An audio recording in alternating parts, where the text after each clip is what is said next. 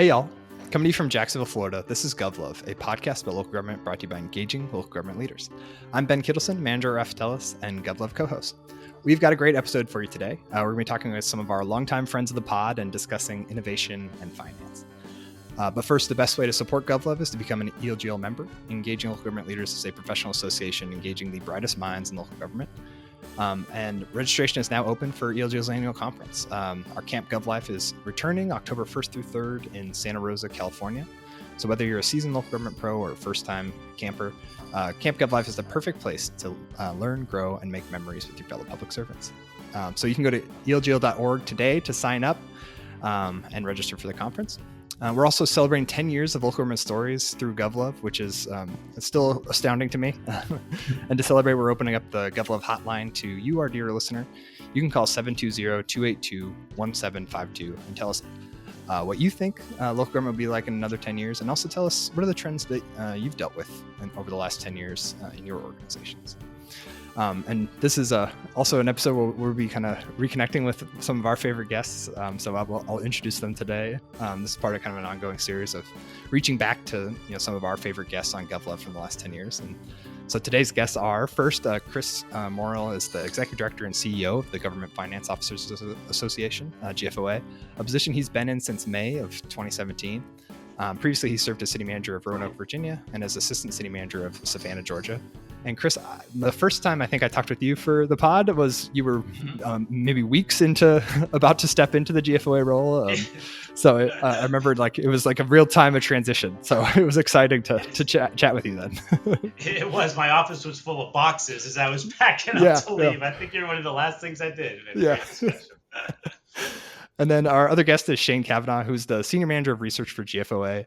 And he's been with GFOA since 2001. In his role, he supports local governments with financial planning and policies, and supports a lot of the research initiatives done by GFOA, which we'll talk about today. And prior to joining GFOA, he served as Assistant Village Manager for Palace Park, Illinois. And Shayne has been a multi-time guest on the pod, and so really appreciate you taking a little time to chat and reconnect. Of course, Ben. Happy to be here.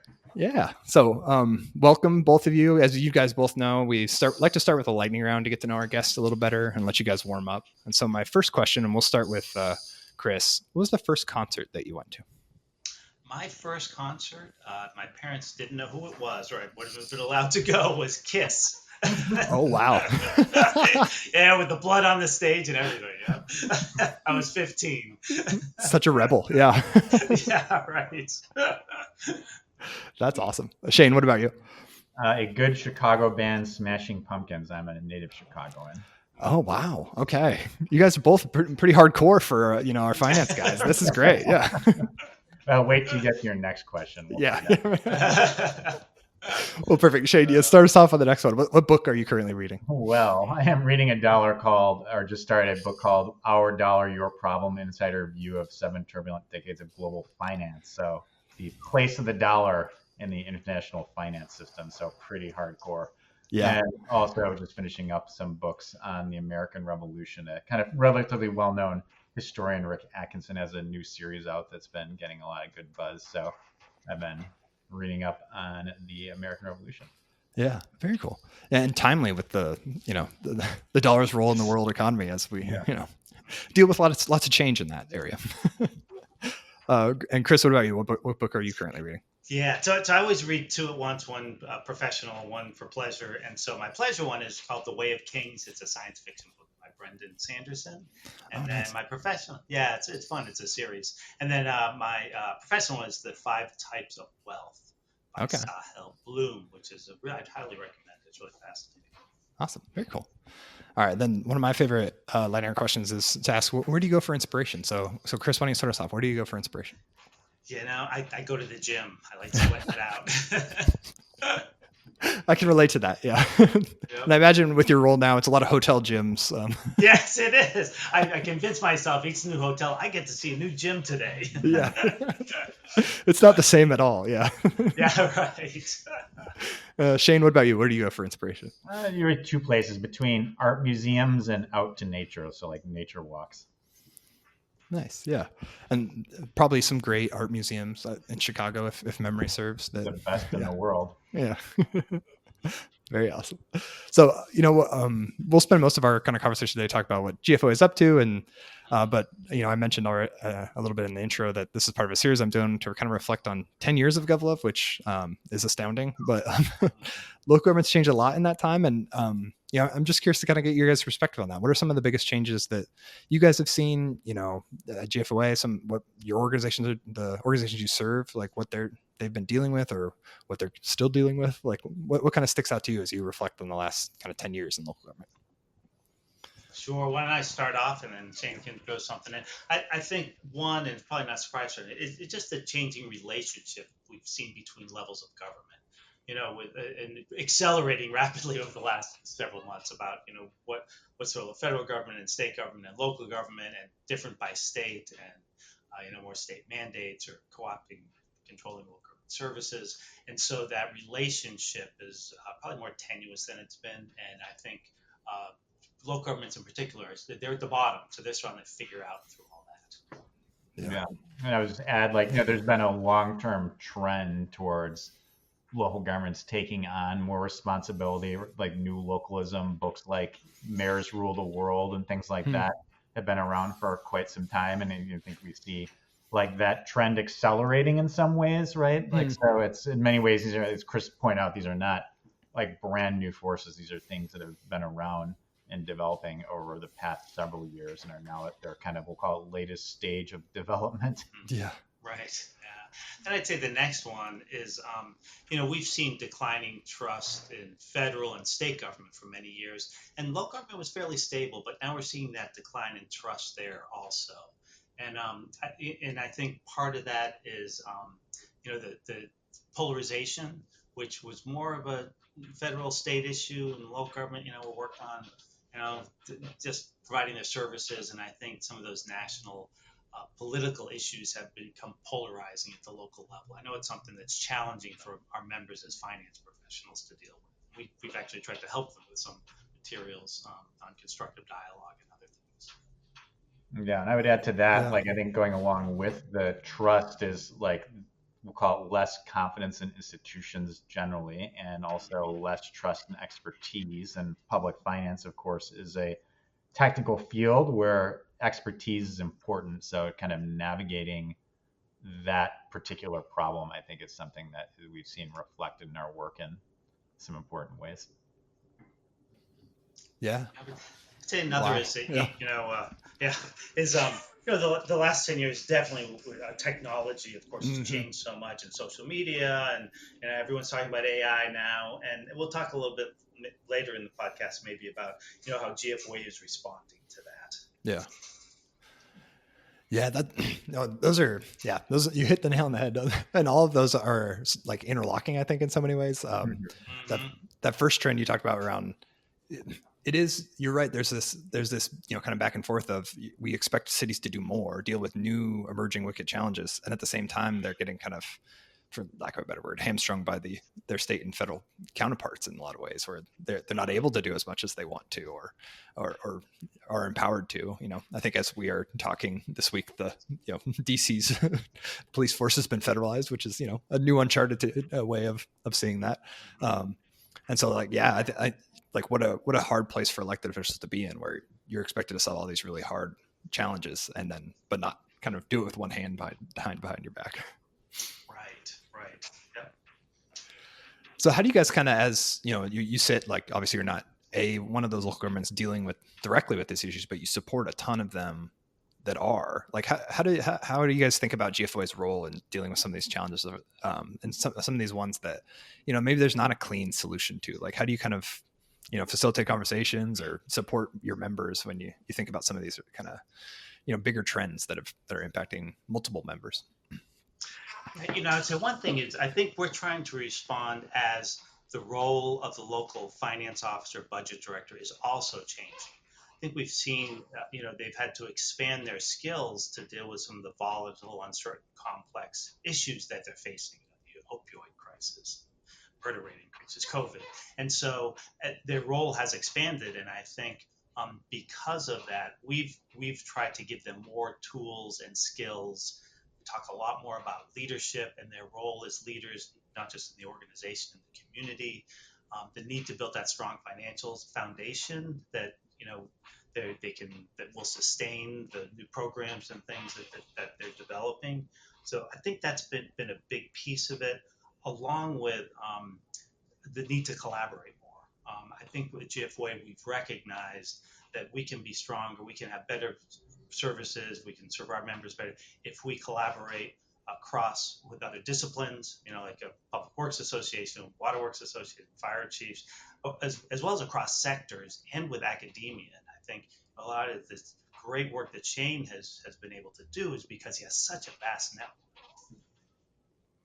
Yeah, and I'd imagine it's just, I think, also an organization openness to new ways of thinking and working with other folks outside, like we'll call it like traditional public finance disciplines. So, like, for example, a lot of our work in recent years has been pulling in things from other fields that are not traditionally public finance, like such as like decision sciences, economics on how to solve shared resource problems, um, decision science tools around decision making under uncertainty. Like, none of that is traditional public finance, but all of it, right, has proven quite popular with our members in terms of the interest that it is elicited in terms of the trainings and other events that we hold, and also the feedback that we get in terms of how folks are responding to this. So kind of taking in these new ideas from disciplines that might have something to offer, but are perhaps not traditional. Yeah. No, that's fascinating. And again, interrelated where, you have this changing role of the finance budget role director, and, needing to bring in new tools to do that. Can you guys talk more about that? What are some of those like changing things and changing roles? Is it just that like, hey, some of the problems we're dealing with are new and complex and we have to figure out new ways of doing business? Or is it also like the expectations are different, or, the resources aren't as available as they once were, so we have to be a little more creative than we used to? Yeah, I think Yeah. go ahead. Sorry, Chris. No, you go, Shayne. Yeah, I'd say, well, I think there's maybe a couple ways of looking at it. Is like, I think we could look at like the role of the leader, and like I think Chris has done some great work with the Leadership Academy, and we can talk about that. And then we've also been talking about the role of the finance officers being a decision architect. So not someone who makes the decisions, that's the elected official's job, right, to make the big important policy decisions, but the finance officer's job is to help elected officials make their best decisions by setting up an environment that is conducive to better decision making. And that would include things such as helping widen the option set that local governments are considering, the officials are considering. And so I'll just give you a very tangible example, right? So one of the things we'll talk about is budget games. I don't mean the fun games that are used to, like, we're going to have like a simulation to pick, between different budget amounts or something like that, but rather the games people play to gain more money for their particular program. And one of those games we call the crisis card, and that would be an example of that, where a department says, well, either we fund this program that we're advocating for, or the whole city will burn down, right? And we've heard different versions of this. I'm sure many people or listeners here have heard versions of this. And that is a weaponization of a cognitive bias called narrow framing, where we look at decisions as either or problems, when in fact there are usually a whole spectrum of possible choices. So one of the key roles of the decision architect is to widen the option set, right? So like, there's probably other options beside do the thing that the department wants or the city burns down, right? There might be, like, for example, ability to work with neighboring jurisdictions to jointly procure the thing that the department believes is necessary and therefore get access to it at a lower cost, for example, right? So many different ways to think about how to solve problems, and the role of the finance officers to help bring in some of those different lenses to help people make better decisions and serve as that kind of role of optimizing a environment that will help people make best sense of the information and then act on it. Yeah, well said. Yeah, you're not just doing the quote unquote bean counting. You're having to set up the ways to make a good decision. Yeah, Chris, what about you? What were you going to add to that? Yeah, so I was going to say, I think Shayne really gave a great example. Is that while they can still come to us for their technical skills on accounting and other stuff. I think we felt it our obligation, because we're often the association they come to for the training, to widen that, give them more tools. And so around behavioral science and others, but leadership in particular, we could barely fill a leadership academy every 2 years. 2 years ago. Now we've added a third one, and we're doing 3 a year. So we've really helped our members understand, they got to pick their heads up from their spreadsheets and really become leaders in their organization. And you do that through relationships and through behavioral science skills and some decision architecture. It's been fun. It's been fun figuring out, how we can best serve them. And I think they've been extremely, extremely engaged in it. You can feel the energy in our conferences and our trainings. It's really been a great thing to witness.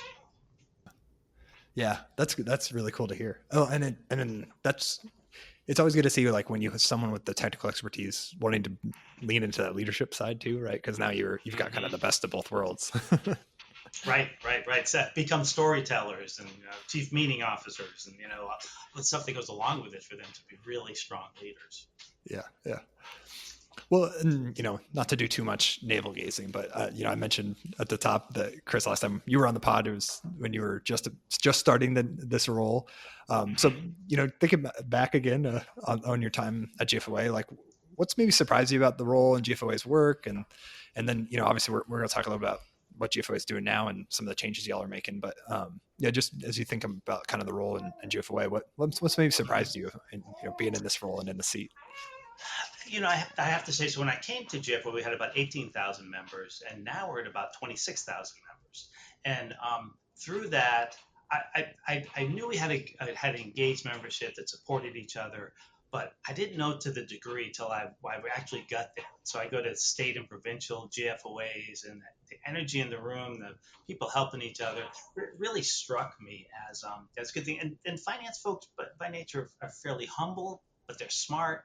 And they want to learn, and they want to really serve their community. So they really reinforced that for me.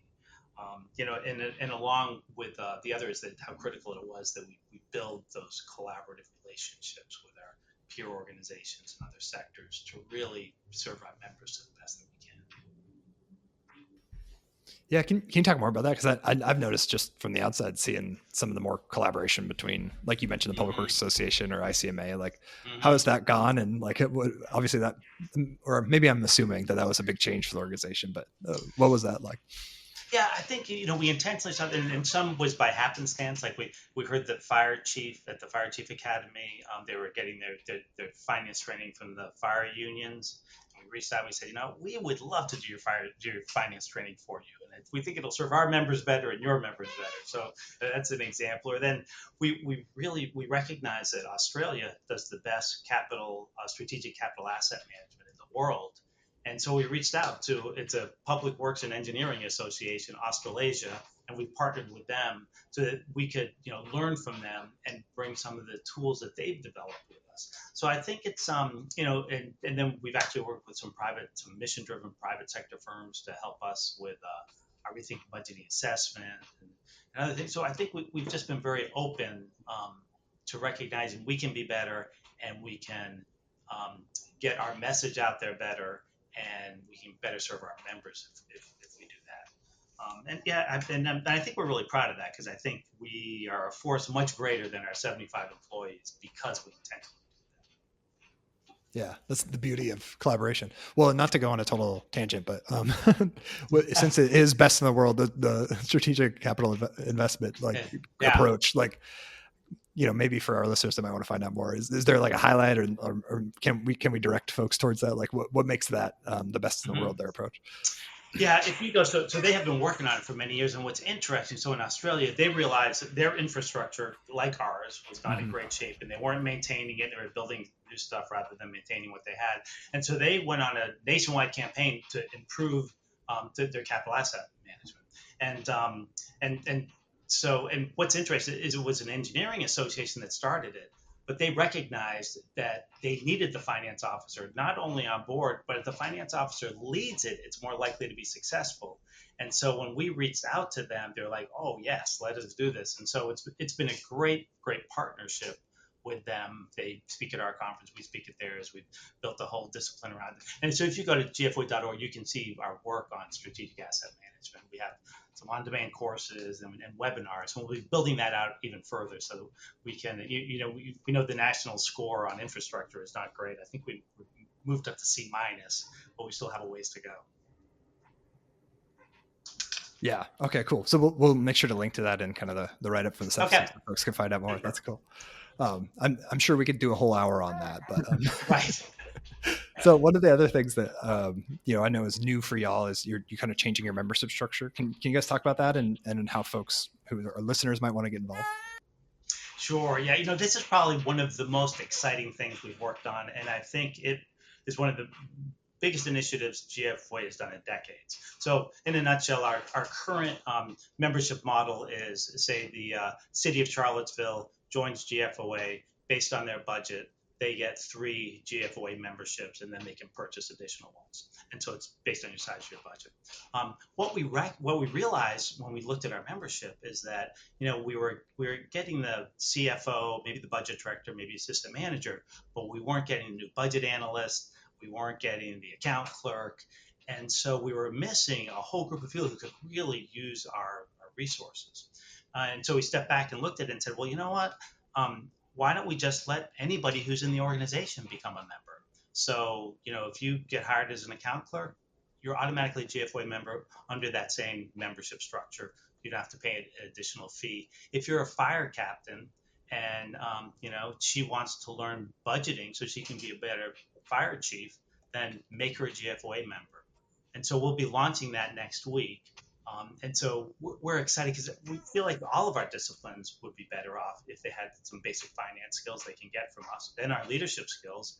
And then our core members in the finance will do better if their peers are more informed about best practices and other things that we do. So it's a major move for us. It's taken a lot of internal investments to have an association management system that could handle it, and that we could staff up for it, and then we could build out our resources to serve them. But we're really excited about what we can do in terms of getting our great resources and materials out there. Yeah, that's really exciting. So if you're someone that works in local government and is interested in joining GFOA, how do you find out that your organization's already a member like that, or that you could join individually? Like, what would be the next step as a budget analyst or something? Yeah, if they go to gfoa.org, and you'll see next week we'll have a special button for membership, and you can just click in there and you'll be able to actually put in your organization, and if it's a member, you just add your name. And then each organization will have an account manager, so you can talk to them too. So like if you're the financial analyst in the police department in a city right now, just call over to your finance department and tell them you want to be a GFOA member, and they can add you right to the list. You'll get our newsletter, discounts on all of our training, opportunities to work on our research task force and things. I think people find it really valuable for them in their careers and better serving their communities. That's great. And so they're full members. It's not like, hey, you're in the sub tier. You get to be on committees. You can do everything. Absolutely. Yeah. We're going to welcome you, and because we know together we're going to be strong through all this. That's awesome. I love it. All right. Now, shifting topics a little bit.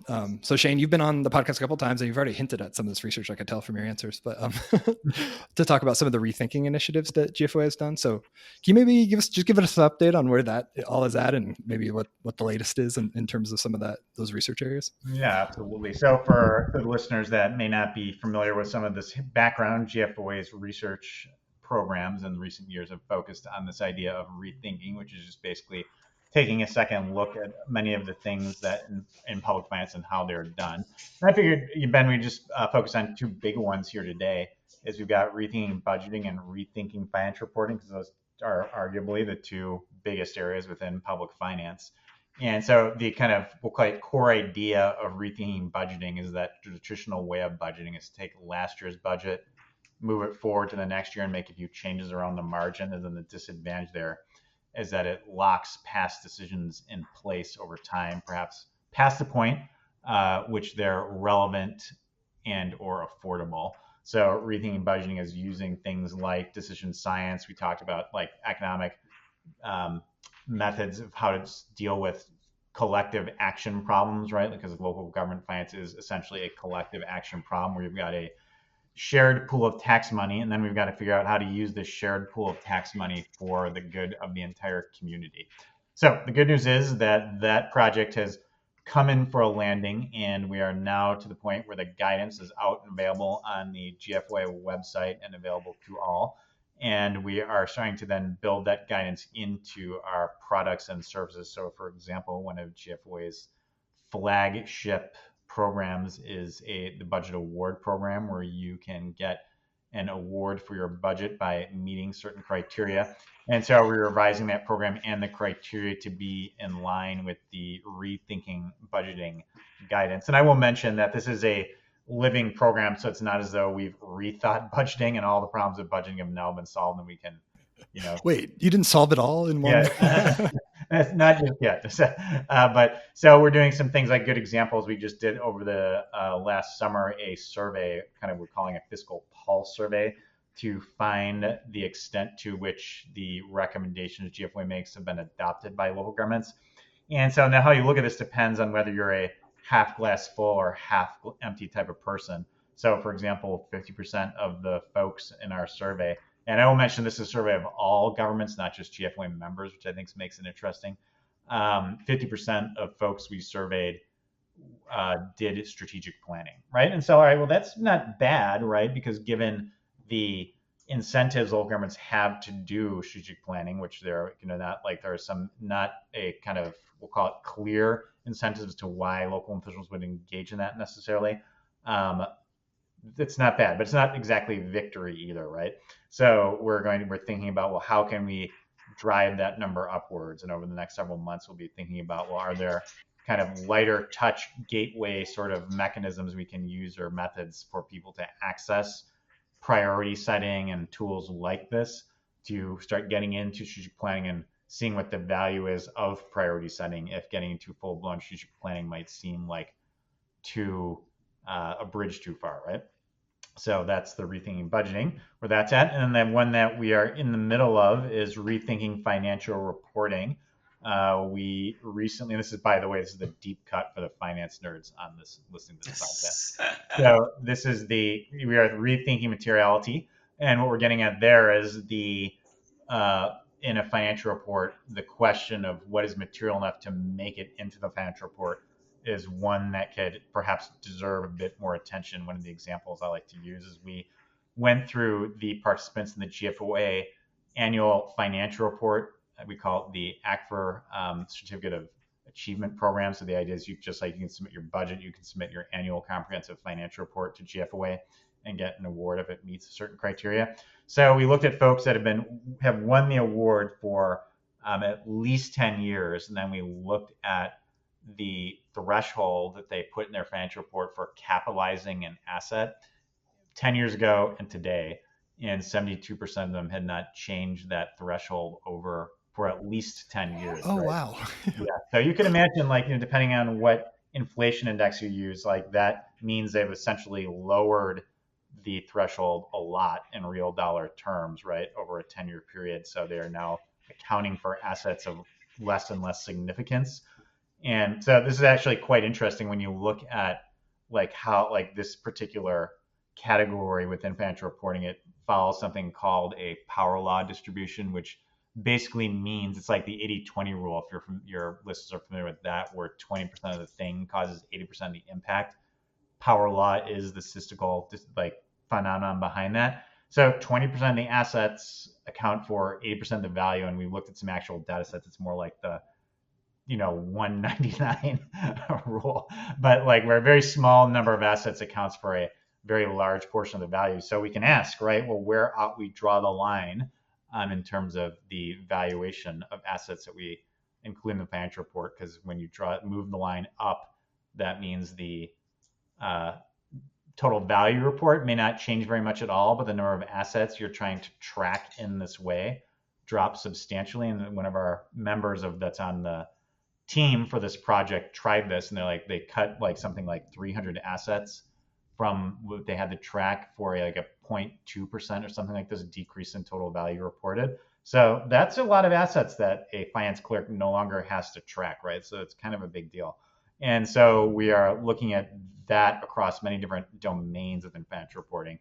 And we're also starting to look into several other areas, which I think will be interesting to folks that maybe are not the finance nerds in your audience necessarily. But as we get to the next stages, we're looking at things like how can GFOA help elected officials be more effective participants in the financial reporting process, meaning they're often presented with the financial report, but it is a, fairly, it's right there in the name, it's comprehensive. So that means that it can be fairly complicated to understand. So can GFOA help elected officials not by telling them what to ask, but by helping them ask the right questions, right? Like giving them clues on here's questions that you may want to ask about the financial report and where your government is. Like, is our financial position better or worse than it was last year? Why, right? Like these are questions that you can answer with an ACFR, and like kind of being empowered to ask those questions could be a great way to essentially change the sort of demand that finance officers are facing from financial reporting. And if elected officials are asking the kind of questions that will help them as elected officials govern more effectively, well, that then gives the finance officers more permission, right, to start producing that information. So we're trying to essentially change the demand from elected officials by working with elected officials through our partners, different organizations like the NLC. We just were at another elected officials conference a couple of weeks ago to really kind of start thinking this question through. And then also kind of thinking about, are there opportunities to simplify how financial reporting is done, and other sorts of opportunities that will make financial reporting not just less work for the finance officer. That's not our goal. It's to make it more valuable to everybody involved, which is both the cost side of producing information, but also the benefit of the report to the users. So that's really the core conceit, if you will, behind rethinking financial reporting. I love that. Yeah. And I mean, I know that's a big area. It's a ton of work for staff on both the budget and ACFR side. So like, are there ways to make those, I mean, I know you're still working on it, but are there ways to make some of those, documents a little more readable or a little more understandable for folks that aren't, your finance nerds that are out there? Or, oh yeah. Is that still too early to tell? That is a big goal of the project. So that is right up there on the list. In fact, we have a pilot right now where we're building dashboards. So the idea is, could we present like dashboards, right? And like there's a thing called the popular annual financial report that some of your listeners might be familiar with, where it's taking the financial report and putting it into like a user-friendly format. So like, could you imagine a world where the popular annual financial report is the financial report, and then there is a kind of ability for like the power users of the world, if you will, right? The folks that want the data, just to be able to access that data in a kind of, perhaps it's a download of a file, right? Or something like this, right? So yeah, we can think creatively. That's why it's called the Rethinking Project, is that we are giving ourselves permission to like think creative thoughts. But so yeah, absolutely, right? And because to answer your question, we're doing it now. It's just called a PAFR. And so there's no reason like something like that could not make its way into like, we'll call it the main event, as opposed to being like sort of a, we'll call it like side report that is alongside the ACFR. Yeah. No, I appreciate that. And I'm just curious, maybe this gets to the root of maybe how you select what to research, Shayne, but some of the like ideas or the areas that you choose to like kind of focus on, does that come from members? Does that come from, hey, we got some big issues that I think are maybe actually related to the budget process? Or does it come from public perception of, local governments and some of the trends you're seeing with academia? Like, how do you kind of identify some of these areas? Because they are really important, but it's fascinating to think about. Like, I don't know if I as a finance director or budget director would be like, this is the thing I want to tackle right now, Right. Yeah. It's like all the above, where we, like I mentioned, we do these pulse surveys, right? We just did to like find out where people are at, like so this pulse survey was asking like, which areas are you having problems with? And where, like, one of the more interesting questions was like, where do like you as a finance officer think your local government should be versus where is it actually, right? And so there's a series of questions that went through this different like comparison. Should be where you should be, where versus you actually are, and like the gap between can, like should and are gives us a clue, right, as to like where folks need the most help. Or we ask them like, what keeps you up at night? Like that's another like blinking red clue of like what folks, what we ought to be focusing our energy on. Around financial reporting, we did a bunch of surveys. Like, so our initial rethinking financial reporting kind of effort, like the very first thing we did was a big survey of GFOA members to get their thoughts and like attitudes about financial reporting, so we could be sure to focus our energy in the areas that are going to be most responsive to the concerns of the folks actually doing the work. And to Chris's point, we're also very an open network. So, our default position is open to input. So as like these various teams that we have going, we are inviting folks in like from outside, like your normal GFOA circle, like the finance officer, right? And we've got, been working with GASB on some of this, and like other folks that are, we'll call outside the finance officers who have an interest in this. We're absolutely taking into account their input as well. Very cool. Oh, that leads me to another tangent though. GASB, is that, how are you guys involved with that, or how does that all work? Because that's always, as a non-finance person, been like, oh, I know that there's standards out there, but I don't know how they get set. Sure.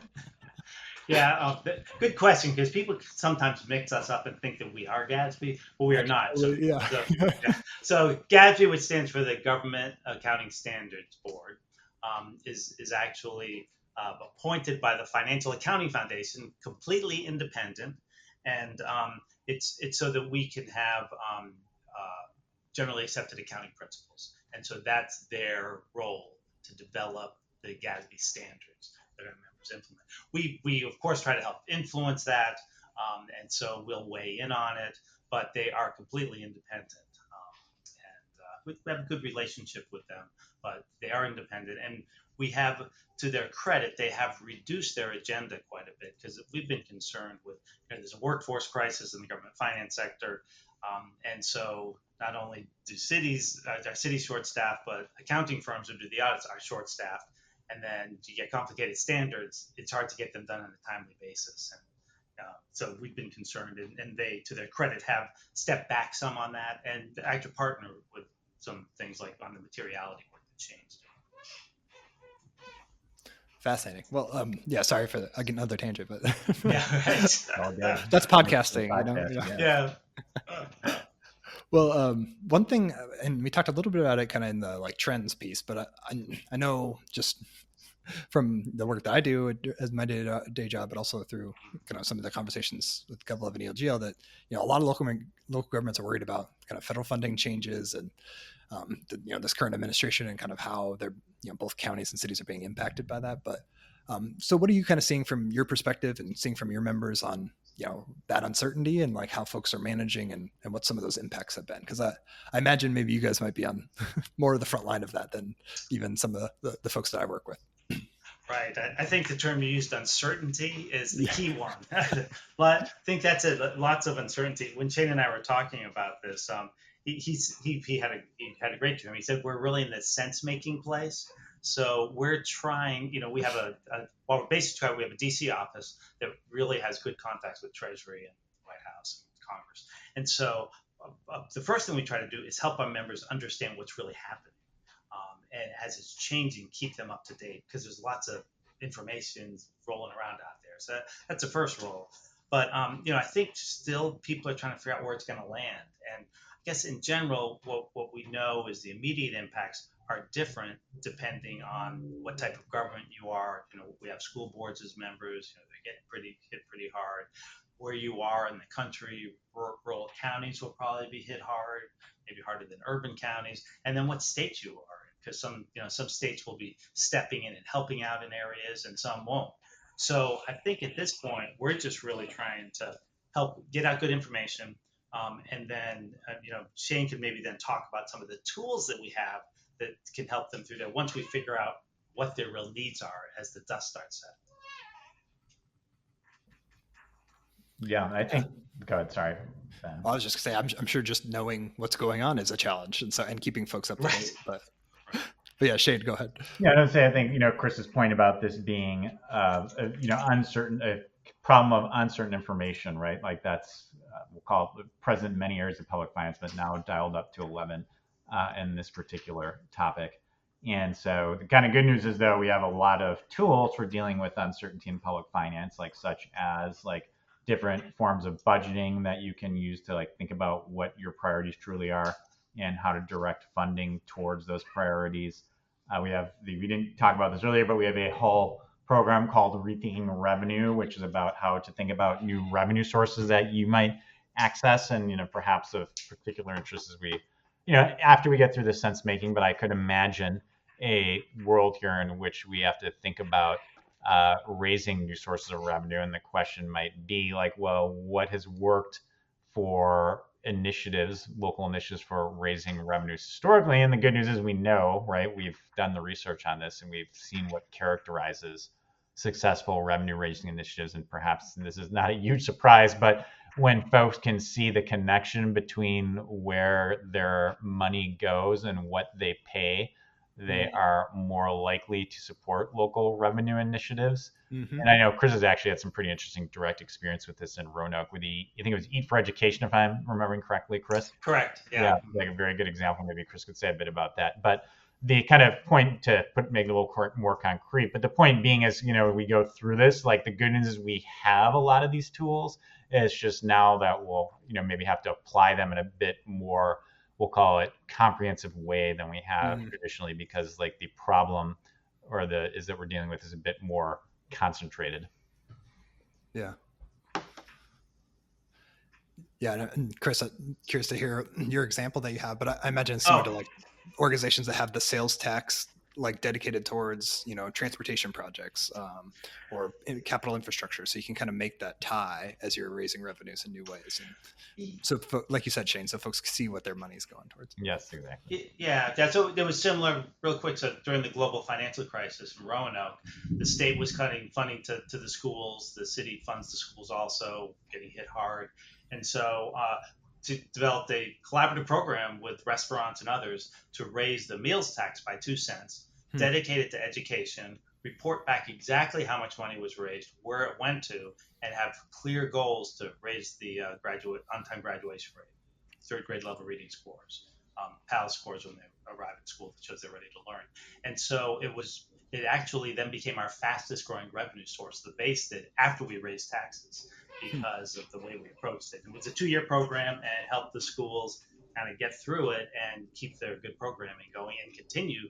And over that time, the on-time graduation rate went from 58% to 87%. Wow. So pretty dramatic. That was over about 8 years, but that was a key piece of it. That's awesome. Well, and I don't need more encouragement to eat out. So that's okay, good. Right. Right. I love that. Yeah. All right. And then, I think Shayne had originally reached out about this kind of next topic that was kind of the impetus for me asking y'all to come on. But one of the things you guys are working on is a public finance innovation lab. So, and I know it's early stages yet, but can you guys tell our listeners a little about kind of what that effort is and like what you hope it might become, and we'll get to maybe what they can learn more about. Yeah, sure. Why don't I give like the overview, and then Shayne can give kind of the tasks. He's been working really hard on this. So, I mean, in general, we recognize that local governments, understandably, are risk averse. So it's hard for them to be super innovative, because when they innovate and make a mistake, it ends up on the front page of the paper. Yeah. Because of that, we didn't see a lot of innovation on the GovTech from the GovTech industry to serve their local government members. And so we through the years have really developed our innovation muscles. A lot of the work that Shayne does is around innovation. And so we started with, well, how could GFOA close that gap between, so governments don't get left behind, particularly with the technology and AI revolution? Could we really help spur innovation and maybe get some of our innovation out there more broadly? And so I'll let Shayne take it from there, his concept of the innovation lab. Yeah. Well, so the idea there is, yes, to develop we'll call it purpose-built platform to identify, develop, and I will underline scale solutions that solve real problems in public finance, because it's really all about scale, if I were to use a word to capture it. And the idea here is that it will be, technology-led innovation. And we're going to be thinking about over the next several months, like evaluating this opportunity for the lab. Like currently we believe there is opportunity, but the important thing here is now to validate that in fact these opportunities exist to the extent that we think they do. And so like what exactly are these opportunities? I'll give you some, really concrete examples. Is maybe perhaps first is creating and scaling first party homegrown solutions. So a good example of that might be GFOA develops computer simulations to help local governments optimize the size of their rainy day funds. So in other words, like think about the risk they're retaining, like natural catastrophes and like recessions and all that good stuff.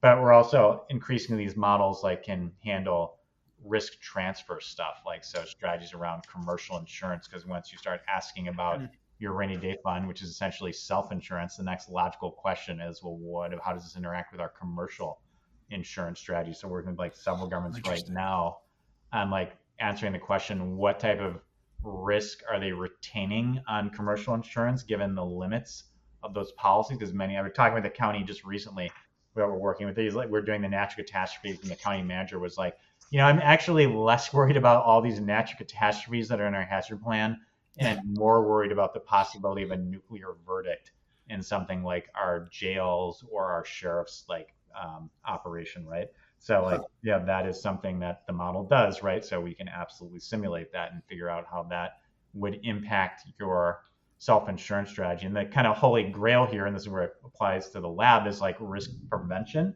Because, when we do these projects, we know that's going well when a board member will be like, but wait a minute, shouldn't we be taking some of this money and like spending on something to prevent the bad things from happening? Absolutely, yes, right? And so like it's totally doable. You just need, to improve the quality of the data that's out there. And we've had like, been very privileged to work with organizations like probabilitymanagement.org and the insurance giant Aon, who's been quite helpful with providing data. But as we start kind of expanding the circle to work with other folks, and we've had several folks helping us out here to kind of think through this strategy, like the resiliency company, is how can we bring in more and better data to do this and evolve this method to kind of really become like reach its full potential. So that'd be like the example of creating and scaling a first party homegrown solution, right? So that's one. Two would be work with private firms and other public entities to build and scale solutions. So there's a lot of public entities that are doing really cool things right now.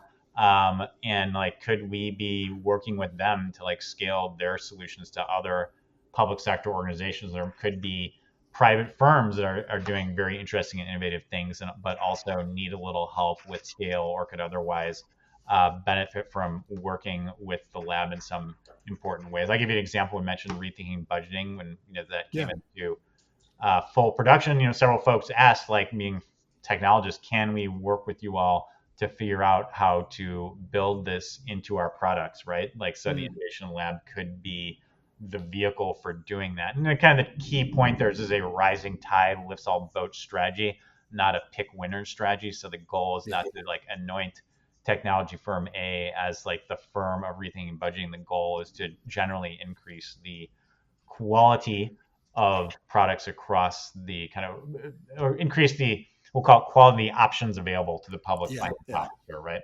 And then I think also as we go through this is very, very important to keeping options open. So we always enjoy being surprised by our open network and seeing who shows up to our door. Some pretty interesting ideas, like just happened the other week. In fact, someone came to us with a pretty interesting thought that we're looking through. So I'm sure we'll have like many others that will come to us as we kind of open the aperture on this and start thinking through like what are the possibilities. So kind of next step is we're hiring an innovator in residence to lead this exploration and hopefully get us to the next stage, which is you can think of, we've gotten the airplane out of the hangar, we're taxiing towards the runway, and we're getting the innovator in residence on board to hopefully get this thing, get clearance to the control tower and take off. So that's where we're at right now. I love that metaphor. That was great. Well, I love the idea of you guys playing this role because you're right. Like an individual local government is risk adverse, and especially in the finance world. or with finances in general. But having kind of the backing of, hey, this has been tested. This is a way to, some places are already doing it. Like, how can we scale it or make it a little better? And I think, just riffing a little bit on kind of what you were talking about with working with some technology firms that are already out there, like bringing some best practices and new ways of doing things to those platforms can only be good, because I think the way they're built now is to serve kind of the way business has always been done. And too often, I know we come into organizations at Ref tell us that they had some promises made to them by this new technology platform that would solve all their their challenges, and it turned out it just created the same process, just digital, and maybe it made it worse. And so, like, can we bring some of these best practices or new ways of doing things into these tech tools that, or at least make it easier to do things differently with these tools than maybe they currently are. I really love this idea. Yeah, we're excited about it. So cool. So hiring the innovator in residence, is that, and we'll be sure to link to all of this stuff as you guys kind of publish it, but is that something that is posted now, or is that something that, Yes. So it will be available when this podcast hits the airwaves. Perfect. Cool. So we'll be sure to link to that, and folks can check that out. And then stay tuned as to whether the flight takes off and where it's going. Right. From Right. Well, perfect. Well, before we wrap up, what's next? What are you guys working on that our listeners should look out for? Obviously, we've talked a lot about some of the kind of ongoing things and some fun stuff that GFOA is up to, like the membership structure, like the rethinking initiatives, like this public finance innovation lab. But what else haven't we covered that our listeners should check out or stay tuned for? Yeah, I think, speaking for myself, I am kind of interested as we dive into a lot of these different areas, like what the potential for AI is, as everyone is obviously very excited about this, but in many ways the hype is justified, right? When you use these tools, I'm not saying in all cases, but in many cases. And I'm, particularly interested in the potential for vibe coding, like using AI to essentially develop apps in a, like we'll call it without great coding expertise. Like in our world, public finance world, Excel is ubiquitous. And you think of Excel as like a great way to develop pilots of apps, right? Like proof of concepts. And like what happens now, right? Well, we've got the proof of concept nailed. Now you have the ability to vibe code to develop it using Python or something else like that into a more scalable web-based app, because right where Excel does not shine is scalability. And kind of the idea of vibe coding has the great potential to take good ideas that our members can develop in Excel, or GFOA can develop in Excel, and then scale it up rather dramatically. So there are a few things that I'm working on right now to test that out. It would be pretty cool.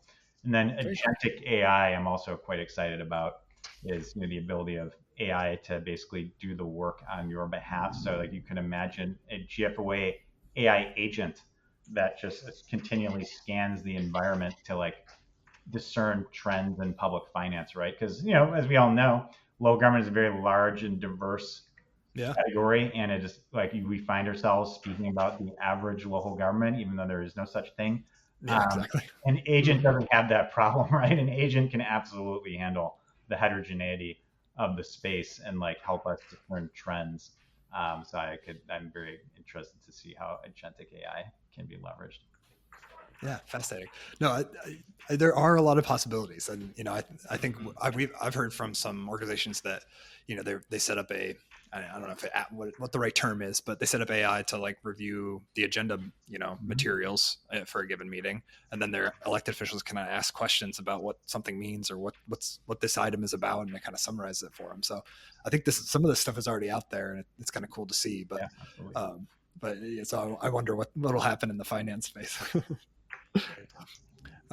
So Chris, what about you? What are some things our listeners ought to look out for?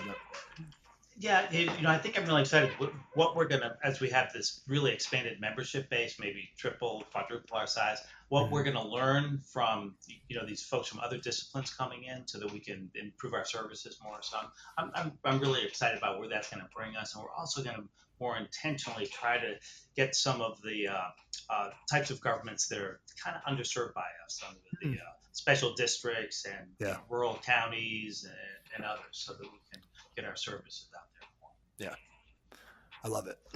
as someone that works in all those kind of places, Mhm. I always feel better when I know it's a GFOA budget document or act for stuff. Right. Thank So you. that's good.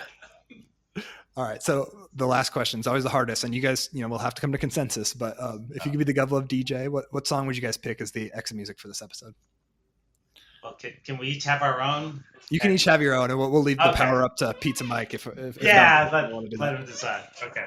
Yeah. So mine would be, this was the number one song when I started my MPA program at UNC Chapel Hill, and it's "Everybody Wants to Rule the World" by Tears for Fears. Love it. Yeah, I was thinking this through the kind of two obvious candidates, and I don't mean two as in two of them. I mean as in excessively obvious candidates are "Don't Stop Thinking About Tomorrow" or "Changes" by David Bowie. Nice. Again, excessively obvious. So I'm going to go with "She Blinded Me" with Science by Thomas Dolby is the more fun. Perfect. Well, awesome. Well, that ends our episode for today. Chris, Shayne, thank you so much for coming on and talking with me. I really appreciate you guys taking the time to chat and reflect, and also tell us about all the cool stuff going on at GFOA. So I really appreciate it. Thank you, and congratulations on 10 years. That's huge for a podcast. I know. Fantastic. Yeah, that's great. Yeah, it makes me feel older than dirt, but that's okay. Well, looking forward to 10 more years of listening to you. There you go. Thank you. And for our listeners, GovLove is brought to you by engaging local government leaders, and the best way to support GovLove is to become an ELGL member. You can reach us online at elgl.org/GovLove or at our page on LinkedIn. And as a reminder, register now for ELGL's 2025 conference. It's happening October 1st through 3rd in Santa Rosa, California. And you can go to elgl.org to sign up. And lastly, subscribe to GovLove. If you're not already subscribed, go hit that follow button, and then tell a friend or a colleague about this podcast. You can also help us celebrate 10 years of GovLove being the go-to place for local government stories by calling our hotline, 720-282-1752. And with that, thank you for listening. This has been GovLove, a podcast about local government.